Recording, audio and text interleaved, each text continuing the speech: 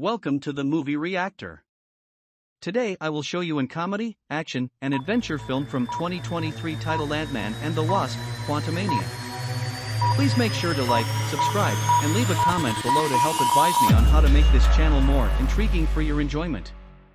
So sit back, relax, and enjoy. A flashback in the quantum realm opens the movie. Two entities that Janet Van Dyne encounters attack her. She kills one, but the other pounces on her. Someone blows its head off before it can finish her. A second man appears to have crash-landed in the realm alongside Janet when she turns around.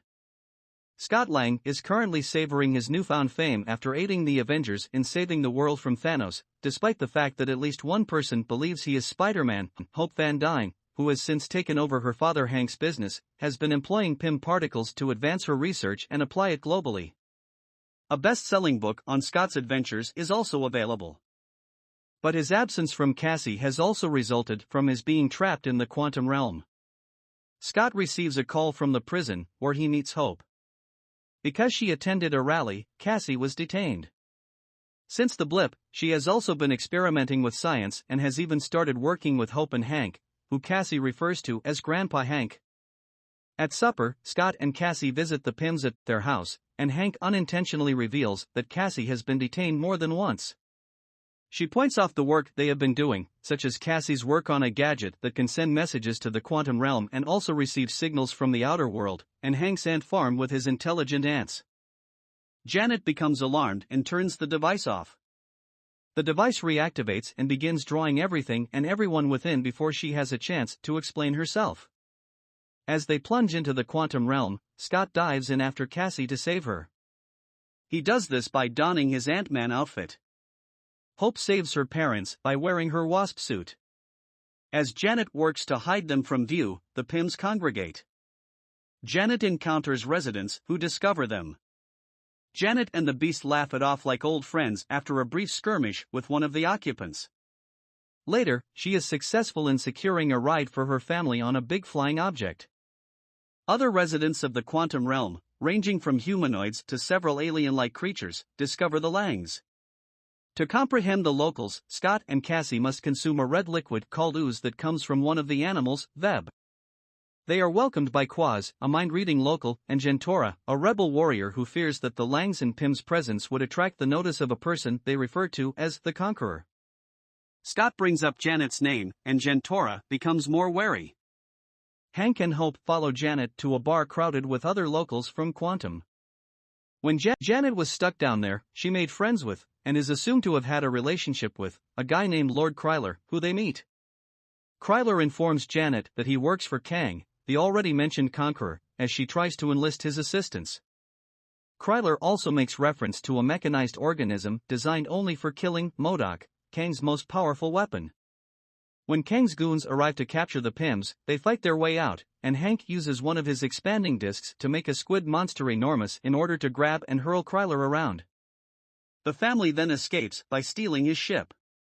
Before MODOK appears and starts to vaporize some of the rebels, Kang's men strike the rebels shortly after. Cassie says she has been using her own supersuit to help her shrink and expand during the commotion. Scott and Cassie are individually confronted by MODOK, who identifies himself as Darren Cross. Cross was disfigured by Scott's subatomic transformation into a gigantic head with small limbs and a stretched-out face, but survived the fight. He was also the one who signaled Cassie, and she answered. The two are then brought to Kong by MODOK. Janet tells Hank and Hope the truth about her stay there as they are leaving. When she first met Kang, he gave her the notion that he was another lost traveler and that she could assist him power his spacecraft so that they could escape the quantum realm while also promising to bring her back to Hope. Janet discovered his ship's core and discovered that it was fueled by his thoughts. She was able to see into Kang's head when she touched the core, where she saw all the crimes he had performed, including erasing entire worlds and disrupting timelines. Kang tried to win Janet over by promising to make sure she never missed Hope's upbringing, but she was aware that doing so would mean other worlds would suffer as a result of him. Knowing he was a monster, Janet stole the core using her wasp suit, blowing it up to an enormous size to stop either herself or Kang from fleeing. Kang, who boasts of having slain previous Avengers in several eras, is introduced to Scott and Cassie. He begs Scott for assistance in recovering his core and threatens to kill Cassie and have Scott repeat the incident forever if Scott refuses. Scott grudgingly agrees but makes it clear that if Kang damages Cassie, he will come after him. In order to collect it, Scott is thrown down into the core, but while there, he is caught in what MODOK refers to as a probability storm, which causes hundreds of duplicate Scotts to appear. When Hope detects Scott, the Pims fly by the area. Her own probability envelops her as she glides down to assist. Since preserving Cassie is their only shared objective, Scott's probabilities do manage to assist him. Scott is assisted by Hope, and together they reduce the core. Now that Scott has the core, Hope and Janet try to assist him, but Kang arrives and steals it from him, breaking their agreement to let Cassie free. He also brings Janet along, and he orders MODOK to shoot down the ship carrying Hank, but Hank survives. When Janet calls Kang a monster, he responds that among his many variations, he is the exiled one and that he feels they are to blame for other horrors around the multiverse. He believes that by leaving the quantum realm, he will be able to intervene in an impending disaster that will affect humanity. The ants from Hank's ant farm come, having presumably experienced time dilation that has allowed them to advance more quickly than what humans have. They aid Hank in guiding Scott and Hope to Kang's stronghold.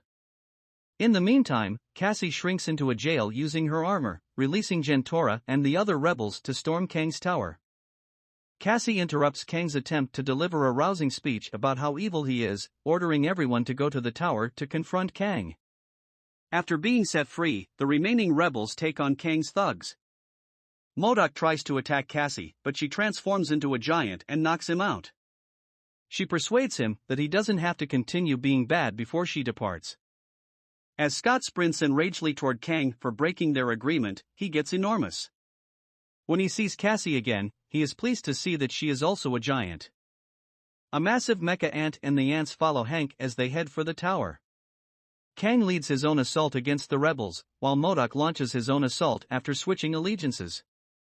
He decides to pass away as Dyne, and the heroes support him as he passes away. The heroes enter the tower, where Janet has fixed Kang's core and created a portal back to their starting point. Cassie is pushed through by Scott seconds as Kang attacks him. They fight viciously, with Scott nearly being beaten to a pulp by Kang. Hope jumps back to help Scott fight as Kang tries to jump through the portal. They use numerous growing/shrinking discs on the core to overpower Kang and kill him. Kang is pushed by Hope toward the core, where he is sucked into a doorway leading to oblivion. While the quantum locals applaud Scott and Hope for winning, Cassie is able to reopen the portal to assist them in returning home. Scott goes back to his life and his family, but he is troubled by what Kang said about a bad tragedy happening soon. Since he missed some of Cassie's actual birthday due to the blip, he dismisses it as meaningless and joins the family to celebrate a fake birthday for her. Please consider subscribing. If you enjoyed the content, then please hit the like button as it helps the channel and is greatly appreciated. Also, if you know anyone who would enjoy watching this content, then please share and help this community grow. Thanks for watching.